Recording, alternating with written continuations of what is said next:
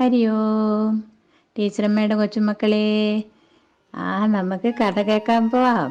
രാധാകൃഷ്ണൻ്റെ കഥ. ആരാ രാധാകൃഷ്ണൻ? അതെന്താ അങ്ങനെ വിളിക്കുന്നത്? നമ്മുടെ ഉണ്ണിക്കണ്ണൻ ഒരു കൊച്ചു കൂട്ടുകാരിയുണ്ടല്ലേ. ആ കൂട്ടുകാരിയുടെ പേരാണ് രാധ. കഴിഞ്ഞ ആ കഥയുടെ ഭാഗത്തിൽ ടീച്ചർ രാധയെ പരിചയപ്പെടുത്തി തന്നില്ലേ? ഇനിയും രാധ ഉണ്ടാവും നമ്മുടെ കഥയിൽ അല്ലേ എന്നല്ലേ നമ്മൾ വിചാരിക്കണ്ടേ? അപ്പോൾ ഈ ഗോപസ്ത്രീകളെ ഈ കൃഷ്ണന് രാധയോടും രാധയ്ക്ക് കൃഷ്ണനോടുമുള്ള സ്നേഹത്തിൻ്റെ എന്തോ ചെറിയൊരു പിടുത്തം കിട്ടി. അപ്പോൾ രാധയെ പോലെ ആവണം നമുക്കൊന്ന് കണക്കാക്കി നമ്മളെ ഗോപസ്ത്രീകൾ എന്ത് തുടങ്ങി വെച്ചു? ഒരു വ്രതം എടുക്കാൻ തുടങ്ങിയില്ലേ?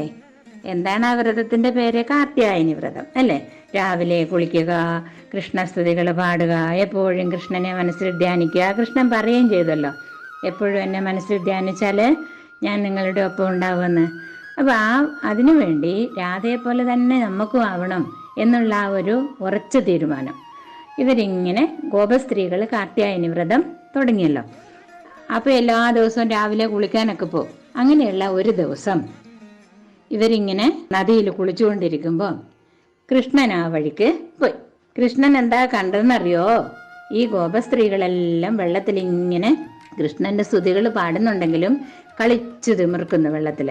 നിങ്ങൾക്ക് കുളിമുറി കുളിക്കുന്ന പോലെ അല്ല, കുളത്തിലും പുഴയിലൊക്കെ ചാടി കുളിക്കുന്നതൊക്കെ നിങ്ങൾ കണ്ടിട്ടുണ്ടോ എന്താ എനിക്കറിയില്ല. ഏതായാലും ഗോപസ്ത്രീകൾ ഇങ്ങനെ കുളിക്കാൻ ഇറങ്ങുമ്പോൾ നമ്മൾ ധരിച്ചിട്ടുള്ള കുറേ വസ്ത്രങ്ങളൊക്കെ അവിടെ മാറ്റി വെക്കും അല്ലേ. പക്ഷേ ഈ ഗോപസ്ത്രീകൾ നല്ലപോലെ പേരിന് മാത്രം വസ്ത്രം അവരുടെ ദേഹത്തുണ്ടായിരുന്നുള്ളൂ. അവരങ്ങനെ അർത്ഥനഗ്നകളെന്ന് വേണമെങ്കിൽ അതിനേക്കാളും കുറച്ച് വസ്ത്രം നഗ്നകളായിട്ട് വെള്ളത്തിൽ കുളിക്കുന്നത് കൃഷ്ണൻ കണ്ടു. ഇവരെ ഒരു പാഠം പഠിപ്പിക്കണം. അങ്ങനെ പാടില്ല, അത് തെറ്റാണ് എന്ന് മനസ്സിലാക്കി കൊടുക്കാൻ കൃഷ്ണൻ തീരുമാനിച്ചു. ഇവർ കുളിക്കുന്നതിൻ്റെ തിരക്കിനിടെ ഒന്നും അറിഞ്ഞില്ല. കൃഷ്ണൻ വന്നതും അറിഞ്ഞില്ല, കൃഷ്ണൻ എന്താ ചെയ്തതെന്ന് കണ്ടില്ല. കൃഷ്ണൻ എന്താക്കി, ഇവരവിടെ അവരുടെ ഉടയാടകളെല്ലാം നദിയുടെ കരക്ക് വെച്ചിട്ടുണ്ടായിരുന്നു. ഒക്കെ കൂടെ വാരി കെട്ടി ആ അടുത്തുള്ള നദിയുടെ കരക്കുള്ള കദമ്പ് മരത്തിൻ്റെ മുകളിൽ കയറി ഓരോരോ കൊമ്പിൽ ഓരോന്നായിട്ട് കെട്ടിത്തൂക്കി. എന്നിട്ട് കൃഷ്ണൻ എന്ത് ചെയ്ത്, ഇവരെ അറിയിക്കണ്ടേ ഞാൻ ഇതൊക്കെ ചെയ്തെന്ന്. അവിടെ ഇരുന്നുകൊണ്ട് ഓടക്കുഴൽ വിളിച്ചു. ഓടക്കുഴൽ വിളിക്കുമ്പോൾ ഇവർക്കെല്ലാം അറിയാം ആരാണെന്ന്. ഓടക്കുഴൽ വിളിക്കുന്ന കേട്ട സ്ഥലത്തേക്ക് നോക്കുമ്പോൾ അതാ കൃഷ്ണൻ മാത്രമല്ല, അവരുടെ വസ്ത്രങ്ങളെല്ലാം ഓരോ കൊമ്പിലായിട്ട് കൊടി കെട്ടിയ പോലെ കെട്ടിത്തൂക്കിയിരിക്കുക. പെട്ടെന്ന് ഷോക്ക് അടിച്ച പോലെയായി അവർക്ക്. അയ്യോ, ഇനി എന്ത് ചെയ്യും? അവരുടെ ദേഹത്ത് മര്യാദക്കുള്ള വസ്ത്രങ്ങളൊന്നുമില്ല. ഇനി എന്താ ചെയ്യുക? എല്ലാവരും കൂടെ വെള്ളത്തിൽ നിന്നുകൊണ്ട് കൂട്ടക്കരച്ചിൽ പോലെ, കൃഷ്ണാ കണ്ണാ, ഞങ്ങളുടെ വസ്ത്രം അതാ മരക്കൊമ്പത്ത് ആരാ അങ്ങനെ ചെയ്തത്? ഒന്നും അറിഞ്ഞിട്ടല്ല അവര്. ഉടനെ കണ്ണൻ പറ, നിങ്ങൾ എന്താ പണി കാണിച്ചത്? വെള്ളത്തിൽ ഇങ്ങനെയാണോ, പുഴയിൽ ഇങ്ങനെയാണോ കുളിക്കുന്നത്? ഇത് ശരിയാണോ? നിങ്ങൾ ഈ ചെയ്തത് ശരിയാണോ? എല്ലാ വസ്ത്രങ്ങളും ഇങ്ങനെ അഴിച്ചു വെച്ചിട്ടാണ് വെള്ളത്തിൽ കുളിക്കേണ്ടത്? മറ്റുള്ളവരെല്ലാം ഇല്ലേ ഇവിടെ ഈ നാട്ടിൽ? നിങ്ങൾ മാത്രമേ ഉള്ളോ? ഇത് മര്യാദയാണോ? ഇങ്ങനെ ഒരിക്കലും ഒരു സ്ത്രീ അവളുടെ ശരീരം മറ്റുള്ളവർക്ക് കാണത്തക്ക രീതിയിൽ പ്രദർശിപ്പിക്കാൻ പാടില്ല. അത് തെറ്റാണ്. അത് നിങ്ങൾക്ക് മനസ്സിലാക്കി തരാൻ വേണ്ടിയാണ് ഞാനിങ്ങനെ ചെയ്തത്. ഒരു കാര്യം ചെയ്യാം, നിങ്ങൾക്ക് നിങ്ങളുടെ വസ്ത്രം വേണമെങ്കിൽ നിങ്ങൾ കരയ്ക്കേക്ക് കയറി വരൂ, എന്നിട്ടോ എന്നോട് ആവശ്യപ്പെടൂ ഇതിലേതാണ് നിങ്ങളുടെ വസ്ത്രമെന്ന്. അപ്പോൾ എല്ലാവരും കൂടെ വന്നാൽ എനിക്ക് മനസ്സിലാവില്ല, ഓരോരാളെ. അപ്പോഴത്തേക്കും പാവം ഗോപസ്ത്രീകൾക്ക് സങ്കടമായി. അയ്യോ, തുണിയൊന്നും എടുക്കാണ്ട് അരക്ക് ലേശം ഒരു തുണിയോ ഉള്ളതും കൊണ്ട് എങ്ങനെയാ കരയിലേക്ക് വരിക? നാണക്കേടാണ് എൻ്റെ കണ്ണ, അത് ഞങ്ങൾക്ക് തരൂ കണ്ണ. അവർ കരയാനും പറയാനും ഒക്കെ തുടങ്ങി. എന്ത് പറഞ്ഞിട്ടും നമ്മുടെ കണ്ണൻ ഉണ്ണികൃഷ്ണൻ അത് സമ്മതിച്ചില്ല. ഞാൻ പറഞ്ഞത് നിങ്ങൾ പാലിച്ചേ പറ്റൂ, ഇത് നിങ്ങൾക്കുള്ള ഒരു ശിക്ഷയായിട്ട് നിങ്ങൾ കണക്കാക്കിക്കോ എന്ന് പറഞ്ഞു. എന്നെ പ്രസാദിപ്പിക്കാനല്ലേ നിങ്ങളിങ്ങനെ വ്രതമൊക്കെ എടുക്കാനും രാവിലെ കുളിക്കാനൊക്കെ വന്നത്. പക്ഷെ നിങ്ങൾ ഈ ചെയ്തത് ശരിയല്ലല്ലോ. ഏതായാലും കണ്ണൻ വാശി പിടിച്ച് നിൽക്കുന്നത് കണ്ടപ്പോൾ ഗോപസ്ത്രീകൾ അവരുടെ തുണി, അവർക്ക് ഉടുതുണി വേണ്ടേ, ഉടുക്കണ്ടേ, വീട്ടിലേക്ക് പോകണ്ടേ? കണ്ണൻ പറഞ്ഞത് എല്ലാവരും അനുസരിച്ചു. അങ്ങനെ എല്ലാവർക്കും അവരവരുടെ തുണി കിട്ടി. ഗോപസ്ത്രീകളെല്ലാം വളരെ സങ്കടത്തോടെ കണ്ണൻ പറഞ്ഞത് അനുസരിച്ചു. എന്നാലും കണ്ണൻ പറഞ്ഞു, എന്താണെന്നറിയോ, നിങ്ങളെല്ലാവരും വീട്ടിലേക്ക് പോയിക്കോളൂ, വ്രതമൊന്നും മുടക്കണ്ട, പ്രാർത്ഥന മുടക്കണ്ട, ഞാൻ നിങ്ങളുടെ കൂടെ ഉണ്ടാവും. നിങ്ങൾ എപ്പോഴും എൻ്റെ ഓടക്കുഴൽ വിളി കേൾക്കുമ്പോൾ നിങ്ങൾക്ക് വരാലോ, ഇനിയും ഇതുപോലത്തെ അവസരങ്ങൾ തരാം, പക്ഷെ നിങ്ങൾ ഇപ്പോൾ ചെയ്ത പോലെ ഇനി ഒരിക്കലും ചെയ്യാൻ പാടില്ല. ഗോപസ്ത്രീകൾ സമ്മതിച്ചു. എന്നിട്ട് പിന്നെ ഒരു ദിവസം രാത്രി ഇവരിങ്ങനെ ഗോപസ്ത്രീകൾ എപ്പോഴും അവരിങ്ങനെ ചെവി വട്ടം പിടിച്ചുകൊണ്ടിരിക്കും, ശ്രദ്ധിച്ചുകൊണ്ടിരിക്കും, എവിടെന്നെങ്കിലും കണ്ണൻ്റെ ഓടക്കുഴൽ വിളി കേൾക്കുന്നുണ്ടോ. ഒരു ദിവസം അതാ കേൾക്കുന്നു ഓടക്കുഴൽ വിളി. ഗോപസ്ത്രീകളെല്ലാം വീട്ടിൽ നിന്ന് ഇറങ്ങി ഓടാനുള്ള ഒരുക്കം. അപ്പൊ ചിലരെ അവരുടെ അച്ഛനമ്മമാര് തടസ്സപ്പെടുത്തി, ചിലരുടെ ഭർത്താവ് ഉണ്ടായിരുന്നു, അവർ തടസ്സപ്പെടുത്തി, ചിലരുടെ മക്കൾ പറഞ്ഞത് എങ്ങോട്ടായി പോകുന്നത്, അത് രാത്രിയും. പക്ഷെ എന്തെല്ലാമുണ്ട്. ഉടനെ ഇവർക്ക് കണ്ണൻ്റെ അടുത്തേക്ക് എത്തേണ്ട തിരക്ക്. കണ്ണൻ്റെ അടുത്തേക്ക് പോകുമ്പോൾ ഒരുങ്ങിയിട്ട് പോവണ്ടേ. അപ്പൊ ചിലരെന്താക്കിന്നറിയോ, ബത്തപ്പാട് വന്നപ്പോൾ ഒന്നും തിരിഞ്ഞില്ല.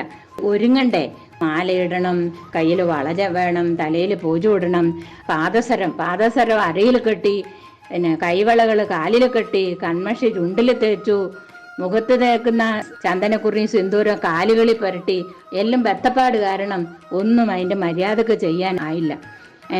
പുടവ ഉടുത്തു കഴിയാതെ തന്നെ കൈകൾ കൊണ്ട് വാരി പിടിച്ചു തുണിയൊന്നും മര്യാദ കൊടുത്തില്ല. ഉത്തരീയം ധരിക്കാൻ മറന്നുപോയി. ഇങ്ങനെ ഈ സ്ത്രീകൾ, പെൺകുട്ടികളും അമ്മമാരുമെല്ലാം കണ്ണൻ്റെ ഓടക്കുഴൽ വിളി കേൾക്കുമ്പോൾ അവിടെ എത്താനുള്ള തിരക്കിൽ എല്ലാം മാറി തെറ്റായിട്ട് ചെയ്തു. പക്ഷെ അതൊന്നും ബോധത്തോടെയല്ല, എല്ലാം മനസ്സിൽ കണ്ണൻ മാത്രമായിരുന്നു അവരുടെ മനസ്സിൽ. അങ്ങനെ തടയാൻ വന്നവരെയൊക്കെ തട്ടി നീക്കി. എന്നിട്ട് ഓട്ടം. എങ്ങോട്ട്? കണ്ണൻ്റെ ഓടക്കുഴൽ വിളി കേൾക്കുന്ന സ്ഥലത്തെ ലക്ഷ്യമാക്കി ഓടി. മുമ്പിലും പിമ്പിലുമായിട്ട് അങ്ങനെ ഓടി അവര് കണ്ണൻ്റെ അടുത്തേക്ക് എത്തി. അപ്പോൾ കണ്ണൻ ഉടനെ എന്താ പറഞ്ഞെന്നറിയോ? എപ്പോഴും ഒരു ചിരിയുണ്ടെന്നുള്ളത് അറിയാമല്ലോ കണ്ണൻ്റെ മുഖത്ത്. കണ്ണൻ പറയാ, സുന്ദരിമാരെ, ആഹാ, നിങ്ങൾ ഈ രാത്രിയിൽ എൻ്റെ ഓടക്കുഴൽ വിളി കേട്ട് ഓടിപ്പോന്നു അല്ലേ? ഇത് ഒട്ടും ശരിയല്ല കേട്ടോ. ഭാര്യ ഭർത്താവിനെ വിട്ടിട്ട് വന്നു, മറ്റുള്ളവർ അമ്മയെ അച്ഛനെ ഇട്ടിട്ട് വന്നു. ഇതൊന്നും ശരിയല്ലേ? അതും പ്രത്യേകിച്ച് ഇങ്ങനെ രാത്രിയിൽ. ഒരിക്കലും അത് ശരിയായ രീതിയല്ല. 5 വയസ്സ് വരെ മാത്രമേ ഇങ്ങനെ നിങ്ങൾക്ക് ബാല്യകാലമുള്ളൂ. അത് കഴിഞ്ഞാൽ പിന്നെ നിങ്ങൾ കൗമാരത്തിലേക്ക് കടക്കുകയാണ്. അപ്പം മറ്റുള്ളവരുടെ അടുത്തേക്കൊക്കെ പോകുമ്പോൾ ഒരു ശ്രദ്ധയെല്ലാം വേണം. വീട്ടിലുള്ളവർ പറയുന്ന അനുസരിക്കണം, അല്ലെങ്കിൽ അത് തെറ്റാണ്. ഒരിക്കലും നമുക്കത് തിരുത്താൻ പറ്റൂല. നിങ്ങൾ മറ്റുള്ളവർ, അതും പ്രത്യേകിച്ച് അന്യപുരുഷന്മാർ, അവരുടെ അടുത്തൊക്കെ പോകുന്നത് ശരിയല്ല എന്നൊക്കെ കൃഷ്ണൻ ഇങ്ങനെ ഉപദേശം കൊടുത്തു. ഇത് കേട്ടപ്പം നമ്മളെ ഗോപസ്ത്രീകൾക്ക് സങ്കടം വന്നു. കൃഷ്ണൻ നമുക്ക് അന്യപുരുഷനല്ല. കൃഷ്ണൻ നമുക്ക് മകനെ പോലെയാണ്, ഭർത്താവിനെ പോലെയാണ്, കാമുകനെ പോലെയാണ്. ഇങ്ങനെ അവർക്ക് എന്തൊക്കെയാ കണ്ണനെ കൊണ്ട് പറയാൻ പറ്റുക അതൊക്കെ അങ്ങ് പറയാൻ തുടങ്ങി. ഞങ്ങളെ ഒരിക്കലും ഉപേക്ഷിക്കല്ലേ കണ്ണൻ ഇങ്ങനെയൊക്കെ പറഞ്ഞാൽ ഞങ്ങൾക്ക് കണ്ണനെ ഉപേക്ഷിക്കാൻ പറ്റൂല. ഇതൊക്കെ കേട്ടപ്പോൾ കണ്ണന് ചിരി വന്നു. എല്ലാവരും കണ്ണൻ്റെ ചുറ്റിനും നിന്നു. അപ്പോൾ കണ്ണൻ്റെ മുഖത്തുനിന്ന് കണ്ണെടുക്കുന്നില്ല. എല്ലാവർക്കും അത്രയും ഇഷ്ടം. അപ്പോൾ ഈ ഗോപികമാർക്ക് ഓരോരാൾക്കും കണ്ണനെ തൊടണം. അപ്പോൾ എല്ലാവരുടെ മനസ്സിലും അതാണ്, കണ്ണൻ്റെ അടുത്ത് എനിക്ക് നിൽക്കണം, കണ്ണൻ്റെ അടുത്ത് എനിക്ക് നിൽക്കണം, ഇങ്ങനെ ഒരു മത്സരം പോലെ. പക്ഷെങ്കിൽ ഇതിലൊന്നും പെടാതെ അങ്ങ് ദൂരെ ഒരാൾ നിൽക്കുന്നുണ്ടായിരുന്നു. ആരായിരിക്കും അത്? കണ്ണൻ്റെ ഇഷ്ടമുള്ള കൂട്ടുകാരിയില്ലേ, രാധ അങ്ങ് ദൂരെ മാറുന്നത്. രാധക്ക് ഇതെല്ലാം കണ്ടപ്പോൾ ഒരു നാണക്കേട് പോലെ. വേഗം കണ്ണൻ എന്ത് ചെയ്തെന്നറിയാവോ? അങ്ങോട്ട് ചെന്നിട്ട് രാധയെ ഇങ്ങോട്ട് പിടിച്ചു മാറ്റി. എന്താ നീ ഒറ്റയ്ക്ക് ഇവിടെ ഇങ്ങനെ നിൽക്കുന്നത്? രാധ ഇങ്ങോട്ട് വന്നു. രാധയെ കൈപിടിച്ച് അടുത്തേക്ക് കൊണ്ടുവന്നു. കുറച്ച് കഴിഞ്ഞപ്പം രാധയും കണ്ണനും കാണുന്നില്ല. രാധയും കണ്ണനും കൂടെ, രാധയും കൂട്ടിക്കൊണ്ട് കണ്ണനങ്ങ് കുറേ ദൂരേക്ക്. രാത്രിയാണേ, ഇതിലാവുണ്ട്. പക്ഷെങ്കിൽ കുറേ എത്തുമ്പം രാധയ്ക്ക് തോന്നി, ഞാൻ പറയുന്നത് എന്തായാലും കണ്ണൻ കേൾക്കും, കണ്ണൻ എന്നോട് ഇഷ്ടമല്ലേ. രാധ പറഞ്ഞു, എൻ്റെ കണ്ണ, എനിക്ക് കാല് വേദന എടുക്കുന്നു, മുള്ള് തറച്ചു എന്നാ തോന്നുന്നത് കാലിൽ, എനിക്ക് ഇനി ഒട്ടും നടക്കാൻ പറ്റൂല കണ്ണ എന്ന് പറഞ്ഞു. ഉടനെ കണ്ണൻ പറഞ്ഞു, ശരി, ഞാൻ രാധയെ തോളത്തെടുക്കാം എന്ന് പറഞ്ഞ് കുനിഞ്ഞു. തോളത്തെടുക്കുക. അപ്പോൾ രാധ സത്യമെന്ന് വിചാരിച്ചല്ലോ, കണ്ണനാ പറയുന്നത് സത്യമല്ലേ. രാധ വേഗം കണ്ണൻ്റെ തോളത്ത് കയറിയിരിക്കാൻ കാലൊക്കെ പൊന്തിച്ച് വരുമ്പോഴത്തേക്കും പെട്ടെന്ന് കണ്ണനെ കണ്ടില്ല. കണ്ണൻ മാഞ്ഞുപോയി. കണ്ണന് ഒരുപാട് മായകൾ കാണിക്കാൻ അറിയാമല്ലോ, അത്ഭുതങ്ങൾ, മായാലീലകളുടെ ആളല്ലേ. കണ്ണനെ കണ്ടില്ല രാത്രിയും. അപ്പോൾ രാധയ്ക്ക് പേടിയായി. കണ്ണാ, എന്നെ പറ്റിച്ചോ, ഇവിടെ കാട്ടുമൃഗങ്ങളൊക്കെ ഉള്ള സ്ഥലമാണേ, എന്നെ കൂട്ടിക്കൊണ്ടുവന്ന് ഇവിടെ ഒറ്റയ്ക്കാക്കിയിട്ട് കണ്ണൻ എങ്ങോട്ടാ പോയേ? അപ്പോഴേക്കും മറ്റു ഗോപസ്ത്രീകളൊക്കെ എന്ത് ചെയ്തു എന്നറിയോ? അവർ കണ്ണനെ കാണാഞ്ഞിട്ട് കണ്ണാ കണ്ണാന്ന് വിളിച്ചുകൊണ്ട് കാട്ടിലൂടെ ഓടാൻ തുടങ്ങി കൂട്ടത്തോടെ. ഓടി ഓടി ഈ രാധ കരഞ്ഞുകൊണ്ടിരിക്കുന്ന സ്ഥലത്തേക്ക് അവരെത്തി. അവിടെ എത്തിയപ്പോൾ രാധ പറയാം, കണ്ണനാണ് എന്നെ ഇവിടെ കൊണ്ടിരുത്തിയത്, കണ്ണനെ കാണുന്നില്ല, കണ്ണൻ എന്നെ ഇവിടെ ഒറ്റക്കാക്കിയിട്ട് പോയി. ഉടനെ ഇവരെന്ത് ചെയ്തു? രാധയും കൂട്ടി. എന്നിട്ട് അവർ വന്ന ആ സ്ഥലത്തേക്ക് തന്നെ വീണ്ടും തിരിച്ചു പോവുകയാണ്. രാധയെ കൂട്ടിക്കൊണ്ട് അവരങ്ങ് തിരിച്ചുപോയി. കുറേ അവർ നടന്നു കാട്ടിലൂടെ, അങ്ങോട്ട് നടന്ന് എല്ലാവരും കൂടി നടക്കുകയാണ്. അപ്പോൾ ഒരത്ഭുത ദൃശ്യം, ഗോപവനിതമാരെ കാത്ത് അവിടെ നിൽക്കുന്നു. അപ്പോഴേക്കാരാ? സ്വപ്നമോ? ഇതെന്താണ്? നമ്മൾ കണ്ണനെയല്ലേ കാണുന്നത്? ആഹാ, ദേ കണ്ണൻ നിൽക്കുന്നു. അപ്പോഴേക്ക് കണ്ണൻ പൊട്ടിച്ചിരിച്ചു. എന്നിട്ട് പറയാ, സംശയിക്കണ്ടെന്നേ, ഇത് സ്വപ്നമൊന്നും അല്ല, ഇത് ഞാൻ തന്നെയാ, നിങ്ങൾ തേടി നടക്കുന്ന കൃഷ്ണൻ. നിങ്ങൾക്ക് എന്നോട് സ്നേഹമുണ്ടോ എന്നറിയാൻ വേണ്ടി ഞാനൊന്ന് ഇത്തിരി മാറി നിന്നേ ഉള്ളന്നേ. ആഹാ, അതിന് നിങ്ങൾക്ക് എന്നോട് പിണക്കം വന്നോ? പിണക്കമൊന്നും വേണ്ട, എനിക്ക് നിങ്ങളോട് നല്ല സ്നേഹമല്ലേ. നിങ്ങളെക്കാൾ പ്രിയപ്പെട്ടവരായി എനിക്ക് ഈ ലോകത്തിൽ ആരുമില്ല.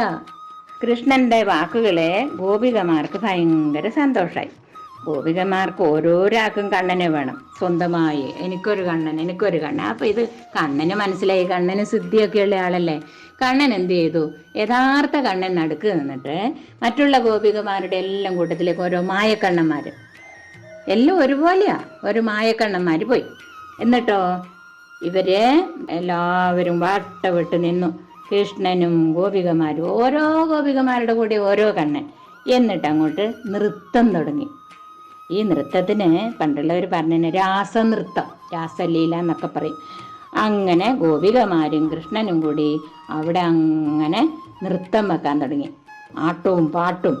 ഒരാൾക്ക് പോലും ചുവട് പിഴച്ചില്ല, ഒരാൾക്ക് പോലും താളം തെറ്റിയില്ല, രാഗം മാറിയില്ല, പാട്ടിൻ്റെ മധുരമ കുറഞ്ഞില്ല, നൃത്തത്തിൻ്റെ ലാവണ്യ ഭംഗി അങ്ങനെ കൂടി കൂടി കൂടി കൂടി കൂടി കൂടി അപ്പോഴേക്കും നാരദമുനിയില്ലേ, നമ്മളെ നാരായണ വെച്ചുകൊണ്ട് നടക്കുന്ന നാരദമുനി ദേവലോകത്ത് ഈ വിവരം കൊടുത്തു. കൃഷ്ണന്റെ രാസലീല ദേവീ ദേവന്മാരെല്ലാം ഗന്ധർവന്മാരും എല്ലാവരും വന്നിട്ട് നോക്കുകയാണ്. ഈ രാത്രിയിൽ, നല്ല നിലാവുള്ള രാത്രിയിൽ ഗോപകുമാരിമാരും ഗോപികമാരും കണ്ണനും കൂടി നടത്തുന്ന രാസലീല അത് കണ്ട് അവർക്ക് സന്തോഷം തോന്നി. അവരുടെ കൂടെ ഗന്ധർവന്മാരും പാടാൻ തുടങ്ങി. അപ്സര സ്ത്രീകൾ നൃത്തം ചെയ്യാൻ തുടങ്ങി. സരസ്വതീ ദേവിയും നാരദർഷിയും തമ്പുരുവും വീണയും വായിച്ചു. പരമശിവൻ ഉടുക്ക് കൊട്ടി, നന്ദികേശൻ മദ്ദളം കൊട്ടി, വിശ്വദേവന്മാർ മൃദംഗം, കിന്നരന്മാർ ഇടക്ക, ഗീത നൃത്തവാദ്യങ്ങൾ ഭൂലോകത്തും ദേവലോകത്തും ഒക്കെ ആകെ രാത്രി മുഴുവനും നൃത്തം പാട്ടും എല്ലാം. എല്ലാവരും ഒന്നിച്ച്, ആഹാ എന്താ രസമല്ലേ കേൾക്കുമ്പോൾ തന്നെ. അങ്ങനെയുള്ള ആ നടനം എല്ലാവരെയും ഒരുപോലെ ആനന്ദ സാഗരത്തിൽ ആറാടിച്ചു. മറന്ന് നൃത്തം ചെയ്തു. എല്ലാം കഴിഞ്ഞപ്പോഴത്തേക്കും ചന്ദ്രൻ അസ്തമിച്ചു എന്ന് പറഞ്ഞാൽ നിലാവ് പോയി. അതോടൊപ്പം സൂര്യൻ ഉദിച്ചു എന്ന് പറഞ്ഞാൽ എന്താ അർത്ഥം?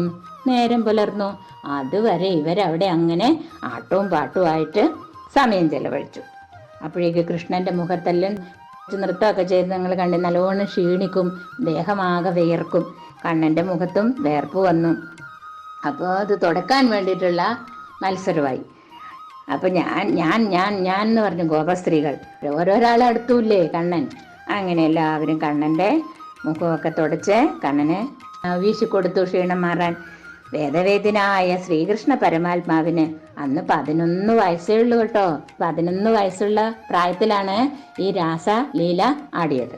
ഈ 11 വയസ്സേ ഉള്ളൂ എന്നൊന്നും ഗോപസ്ത്രീകളൊന്നും ഓർത്തില്ല. എല്ലാവരും കണ്ണൻ തന്നെ പോലെ തന്നെ എന്നുള്ള മനസ്സിൽ കണക്ക് കൂട്ടിയിട്ടാണ് ഈ നടനം ആടിയത്. ഏതായാലും രാസക്രീഡയ്ക്ക് ശേഷം കുമാരനായ കൃഷ്ണനെ ലാളിച്ചും കൊഞ്ചിച്ചും ഗോപികമാർ സ്വന്തം ഭവനങ്ങളിലേക്ക് പോയില്ലേ, വീട്ടിലെത്തണ്ടേ. അപ്പോൾ ഗോപന്മാർ ഇതെല്ലാം കഴിഞ്ഞ് വീട്ടിലെത്തുമ്പം കുറച്ച് പേർക്ക് ഭർത്താവ് ഉണ്ടാവും വീട്ടില്, കുറച്ച് പേർക്ക് അമ്മയും അച്ഛനും ഉണ്ട്. പക്ഷെങ്കിൽ അവർക്ക് ആർക്കും ഈ രാത്രി എപ്പോഴോ പോയിട്ട് തിരിച്ചു വന്ന ഈ സ്ത്രീജനങ്ങളോട് ഒരു ദേഷ്യമൊന്നും തോന്നിയില്ല, പരിഭവമൊന്നും ഉണ്ടായില്ല. പത്നിമാരും പുത്രിമാരും അമ്മമാരും എവിടെയും പോകാതെ വീടുകളിൽ തന്നെ ഇരിക്കണം എന്നാണല്ലോ പറയാ. പക്ഷെങ്കിൽ ഇങ്ങനെ പോയി വന്നിട്ട് ആർക്കും ഒരു പരാതിയില്ല, പരിഭവമില്ല. ഇവർക്ക് സന്തോഷമായി. അവരങ്ങനെ ആ സന്തോഷത്തോടെ കണ്ണൻ്റെ കൂടെ ഒരു രാത്രി ചെലവഴിച്ചു, നർത്തനമാടി, എല്ലാവരും മതിമറന്ന് നർത്തനമാടി. ആ സന്തോഷത്തിൽ അവരുടെ വീടുകളിലേക്ക് പോയി സ്വന്തം ജോലികളിൽ വീണ്ടും വ്യാപൃതരായി. ഓരോരാൾക്ക് ഓരോ കടമകളുണ്ട്. ഭർത്താവും മക്കളും ഉള്ളവർക്ക് ഭക്ഷണമാക്കി കൊടുക്കണം, അല്ലേ, വീടൊക്കെ വൃത്തിയാക്കണം. വീണ്ടും കാർത്യായന വ്രതം ഉണ്ടല്ലോ, കുളിക്കണം, നാമം ജപിക്കണം, കൃഷ്ണസ്തുതികൾ പാടണം. ഇങ്ങനെയൊക്കെയുള്ള ജോലികളിലേക്ക് അവരവരുടെ ചിന്ത തിരിച്ചുവിട്ടു. ഇത് കൃഷ്ണനും രാധയും ചേർന്നുള്ള ആ കഥയുടെ ഭാഗത്തിൽ ഒരു രാസലീല എന്നാണ് ഈ ഭാഗത്തിന് പൊതുവെ എല്ലാവരും പറയുക. രാസലീല, ഗോപസ്ത്രീകളും കൃഷ്ണനും കൂടി നടത്തിയ രാസലീല. നമുക്ക് കണ്ണൻ്റെ കഥ ഈ ഭാഗം ഇവിടെ അവസാനിപ്പിക്കാം. ഇനിയും ഇതുപോലെയുള്ള മറ്റൊരു ഭാഗവുമായിട്ട് അടുത്ത ദിവസം ടീച്ചറമ്മ വരാം. ഈ കഥ നമ്മളോട് പറയുന്നത് എന്താണ്? ഗോപസ്ത്രീകൾ എപ്പോഴും കൃഷ്ണനാമ ജപത്തിൽ മുഴുകി ജീവിച്ചത് കൊണ്ട് അവർക്ക് കൃഷ്ണനെ കാണാൻ പറ്റി, കൃഷ്ണൻ്റെ കൂടെ നർത്തനം ചെയ്യാൻ പറ്റി, അല്ലേ? അതുപോലെ രാധ പിന്നെ കൃഷ്ണനോടൊപ്പം കൃഷ്ണൻ്റെ കൂട്ടുകാരിയാണ്, അതിലപ്പുറമൊന്നുമില്ല. പക്ഷെ എല്ലാവരോടും ഉള്ളതിനേക്കാളും അല്പം സ്നേഹം രാധയോടും കൂടി ഉണ്ട്. എപ്പോഴും കൃഷ്ണൻ്റെ മനസ്സിൽ രാധയും രാധയുടെ മനസ്സിൽ കൃഷ്ണനും ഉണ്ട്. പിന്നെ മറ്റൊന്ന് പറഞ്ഞ് ഈ കഥ നമ്മളോട് പറയുന്നത് വേറൊന്ന്, നമ്മൾ പിന്നെ കുളിക്കുകയൊക്കെ ചെയ്യുന്ന സമയത്ത് നമ്മളെപ്പോഴും പൂർണ്ണ നഗ്നരാവാൻ പാടില്ല എന്നുള്ള ഒരു ഉപദേശം. അതായത് അത് തെറ്റാണ്. നമ്മുടെ ശരീരം മറക്കേണ്ട ഭാഗങ്ങൾ മറച്ചു വേണം നമ്മളെപ്പോഴും സ്നാനം ചെയ്യാൻ, കുളിക്കാൻ, പ്രത്യേകിച്ച് പുഴ, കുളം ഇതുപോലെയൊക്കെയുള്ളിടത്ത്. ഇവിടെ ഗോപസ്ത്രീകൾ അതിലല്പം പിശുക്ക് കാണിച്ചു. അത് കണ്ണൻ തിരുത്തിച്ചു. കണ്ണൻ അവർക്ക് ഉപദേശം കൊടുത്തു. കണ്ണൻ പറഞ്ഞത് അവരനുസരിക്കുകയും ചെയ്തു. ഇനി മേലിൽ ഞങ്ങൾ അങ്ങനെ ചെയ്യില്ല. പിന്നെ വേറൊന്ന്, വീട്ടിൽ നിന്ന് നമ്മൾ എവിടെയെങ്കിലും പോകുമ്പോൾ വീട്ടിലുള്ള മുതിർന്നവരുടെ അനുവാദം, ഭർത്താവുണ്ടെങ്കിൽ ഭർത്താവിൻ്റെ, അച്ഛനും അമ്മയുണ്ടെങ്കിൽ അച്ഛനും അമ്മയുടെ ഒക്കെ അനുവാദം ചോദിക്കണമെന്നുള്ളൊരു കാര്യവും കണ്ണൻ ഈ കഥയിലൂടെ നമ്മളോട് പറയുന്നുണ്ട്. ഈ കാര്യങ്ങളെല്ലാം നമ്മുടെ ഭാവി ജീവിതത്തിന് ആവശ്യമാണ്. അപ്പോൾ കണ്ണൻ്റെ കഥയുടെ അടുത്ത ഭാഗവുമായിട്ട് ടീച്ചറമ്മ കുറച്ച് ദിവസം കഴിഞ്ഞിട്ട് വരാം. എല്ലാവർക്കും നമസ്കാരം. ഹരേ കൃഷ്ണ ഹരേ കൃഷ്ണ കൃഷ്ണ കൃഷ്ണ ഹരേ ഹരേ, ഹരേ രാമ ഹരേ രാമ രാമ രാമ ഹരേ ഹരേ.